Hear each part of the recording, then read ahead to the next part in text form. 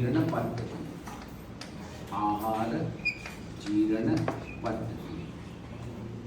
මුලින්ම දැනගන්න ඕනේ මොකක්ද මේ ආහාර ජීර්ණය කියන්නේ? ආහාර ජීර්ණය කියන එකේ තේරුම බලන්න සංකීර්ණ ආහාර.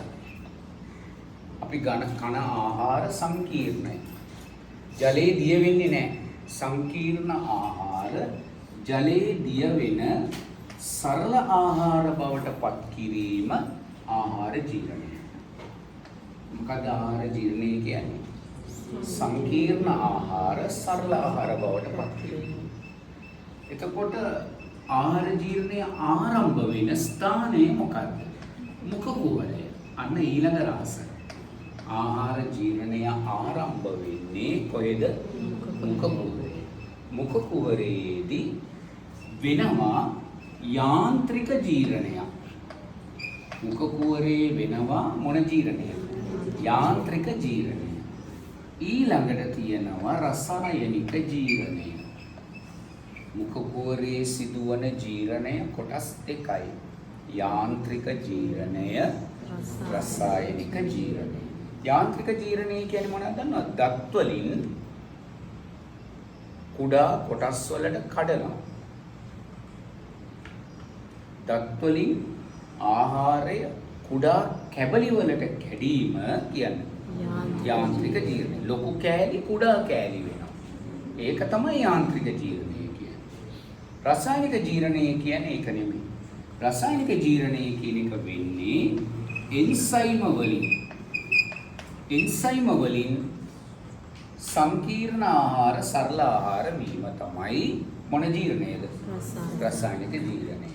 එතකොට මුඛ කුහරයේ නිපද වෙනවා එන්සයිමය මුඛයේදී.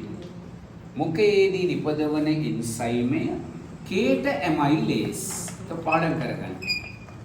මුඛ කුහරයේ නිපදවන එන්සයිමය කුමක්ද කියන්නේ? කේට ඇමයිලේස්. කේට ග්‍රන්ථි වලින් නිපදවන්නේ. මිනිසාගේ කේට ග්‍රන්ථි වල කේට ග්‍රන්ථි කියන්නේ කෙල නිපදවන ග්‍රන්ථි. කේටයේ අඩංගු එන්සයිමය නම කුමක්ද? කේට ඇමයිලේස්. කේට ඇමයිලේස් මොනවා මතද ක්‍රියා කරන්නේ? පිෂ්ඨය මත. පිෂ්ඨය මත ක්‍රියා කරලා මුඛයේදී මෝල්ටෝස් බවට පත් කරනවා. ඒක සංකීර්ණ ආහාර සරල කරා. මෝල්ටෝස් වලට වඩා තව කුඩා ඒවා තියෙනවා. පිෂ්ඨය ඇමයිලේස් මෝල්ටෝස්. මුඛ කුහරයේ සිදුවන ජීර්ණය කියන්නේ පිෂ්ඨය ඇමයිලේස් මෝල්ටෝස්. ආහාර ජීර්ණය කියන්නේ සංකීර්ණ ආහාර මොන ආහාර බවට පත් කරනවා? සරල ආහාර බවට පත් කිරීම. ආහාර ජීර්ණය ආරම්භ වෙන්නේ මුඛ කුහරයේදී. මුඛයේදී ආහාර ජීර්ණය ක්‍රම දෙකකට වෙනවා. යාන්ත්‍රික ජීර්ණය, රසායනික ජීර්ණය. යාන්ත්‍රික ජීර්ණය කියන්නේ දත් වලින් ආහාරය කුඩා කැබලි වලට කැඩීම. ඒක යාන්ත්‍රික ජීර්ණය. රසායනික ජීර්ණය වෙන්නේ මොනවා මගින්ද? එන්සයිම මගින්. සංකීර්ණ ආහාර එන්සයිම මගින් සරල ආහාර වීම කියන්නේ රසායනික. අපේ කේට ග්‍රන්ථි වල නිපදවන කේටයේ අඩංගු එන්සයිමය කුමක්ද? ඇමයිලේස්. කේට ඇමයිලේස්. ඇමයිලේස් ක්‍රියා කරන්නේ මොනවා මතද?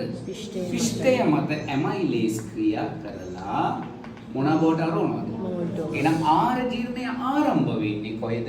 මුඛ කුහරේ. ඒතර ආහාර ජීර්ණ පද්ධතියේ කාර්යයන් තුනක් තියෙනවා. එකක් තමයි ආහාර ජීර්ණය කරනවා. ආහාර ජීර්ණය සංකීර්ණ ආහාර සරල කරනවා. ජීර්ණ වූ ආහාර අවශෝෂණය කරනවා. ජීර්ණ වූ පෝෂක කොටස් මොනා කරනවද? අනවශ්‍ය ද්‍රව්‍ය සිරුරෙන් බැහැර කරනවා මල ද්‍රව්‍ය ලෙස. මේ ක්‍රියාවලින් තුනම සිදු වෙනවා කොහෙද? ආහාර ජීර්ණ පද්ධතියේ. මේක තමයි ආරම්භය.